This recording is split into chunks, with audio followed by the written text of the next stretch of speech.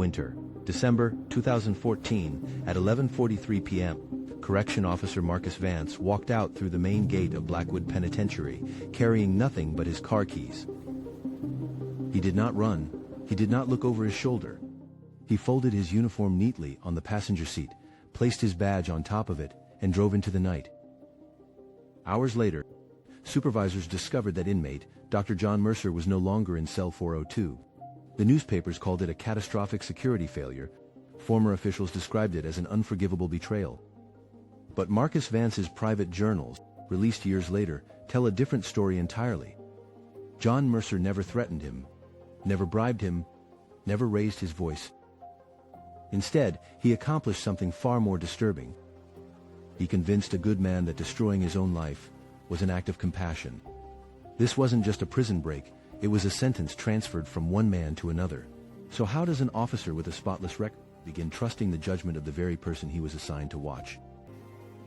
Before he became Inmate 402, John Mercer was Dr. John Mercer, a clinical psychologist, a published author, a specialist in trauma, grief, and human dependency.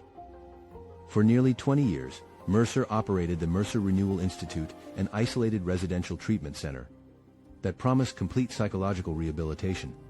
Former patients described him as gentle, attentive, unusually perceptive. They said he made people feel understood in ways nobody else ever had. Investigators later argued that Mercer never intended for understanding to lead to independence.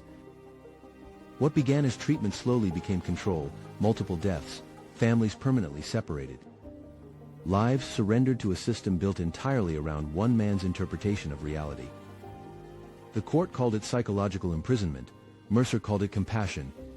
He received life without parole.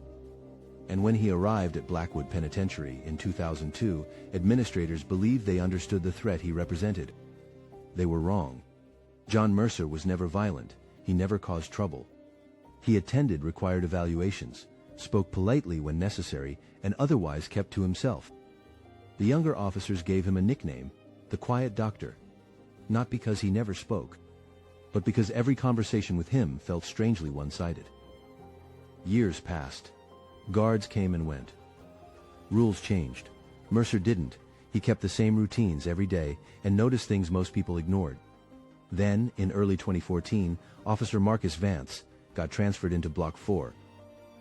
And for the first time in years, Mercer found someone worth studying.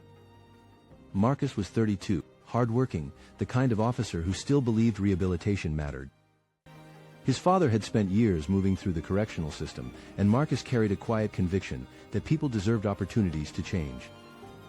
He wasn't naive, he simply refused to become cynical, but outside the prison walls, his life was beginning to fracture. Medical bills continued to accumulate.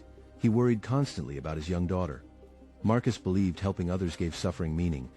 John Mercer noticed that immediately. A man who needed to save people in order to save himself. Their first real exchange lasted less than 20 seconds. According to Marcus's journals, he jokingly remarked that parenting books seemed like an unusual choice for a man serving a life sentence. Mercer didn't get defensive. He calmly looked up and noted that people don't read parenting books because they understand their children. They read them because they are terrified of failing them. Then he returned to reading. Nothing more, no manipulation. Yet Marcus thought about those words during the drive home. Because his daughter had been struggling at school. Because he had wondered whether he was becoming the kind of father his own father never managed to be. And because somehow, a man serving life without parole had understood something Marcus had never spoken aloud. Over the following months, Mercer never asked for favors or attempted friendship. Instead, he watched. He remembered the smallest details and weaponized them through harmless, deeply human questions. Marcus found himself lingering longer outside cell 402. Late in 2014, Marcus wrote a sentence in his journal.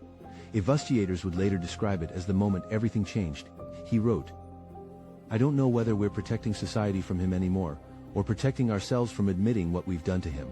That sentence mattered, because it revealed something critical. Marcus no longer saw himself as a guard, he saw himself as a moral witness.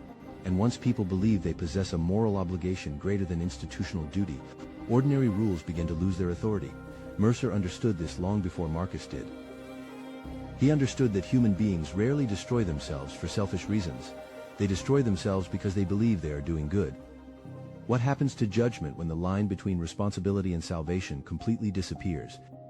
How do you stop a terrible mistake when the person making it believes it is morally right? By then, nobody at Blackwood was asking those questions, and Marcus Vance was already standing alone. The official investigation concluded that Marcus deliberately abandoned his position. That much was true. The report also concluded that Marcus facilitated Mercer's disappearance, although exactly what happened during those final hours has never been publicly released. Several portions of Blackwood's internal investigation remain sealed to this day. But the public story remains simple: a compromised officer, a failed institution, a missing inmate. The deeper truth proved far more uncomfortable. Marcus did not believe he was betraying anyone.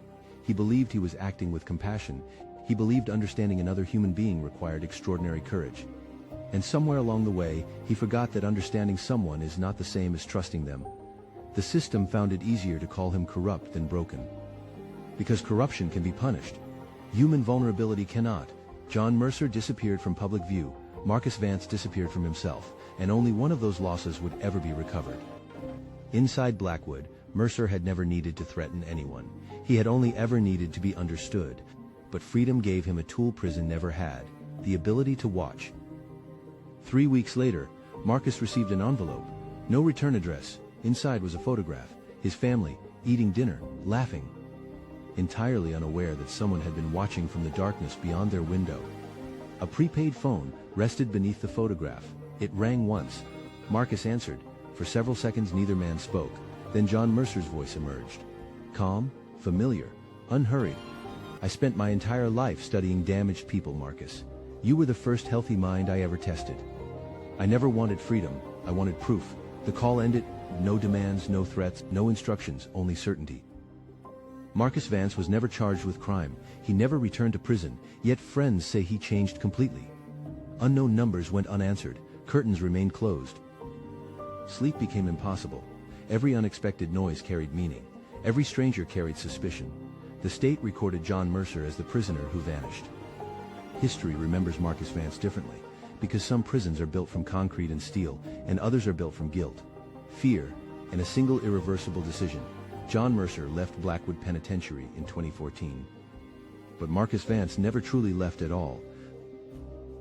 The Mercer case is one of Blackwood's most disputed. It won't be the last story where an idea did more damage than force ever could. If you want more cases like this, subscribe.